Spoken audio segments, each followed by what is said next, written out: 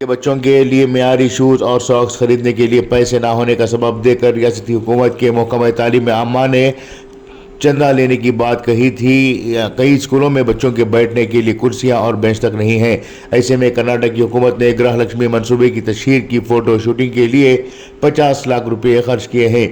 گرہ لکشمی کی تفصیل دینے کے لیے ڈیجیٹل میڈیا اور میڈیا میں تشہیر کے لیے 50 لاکھ روپے خرچ کیے گئے ہیں۔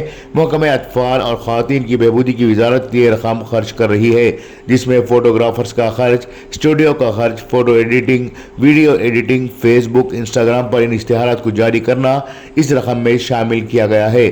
دی فائل کی رپورٹ کے مطابق اس فوٹو شوٹ میں وزیر اعلیٰ، نائب وزیر اعلیٰ اور ریاستی وزیر شامل ہیں۔ جہاں ایک طرف وزیر اعظم نریندر مودی کی پبلسٹی اور ٹورز کے اخراجات میں خرچ کیے جا رہے سرکاری خزانے پر تنقید ہو رہی ہے، وہیں کرناٹک حکومت بھی تشہیری مہم کے لیے بے تحاشا رقم خرچ کر رہی ہے۔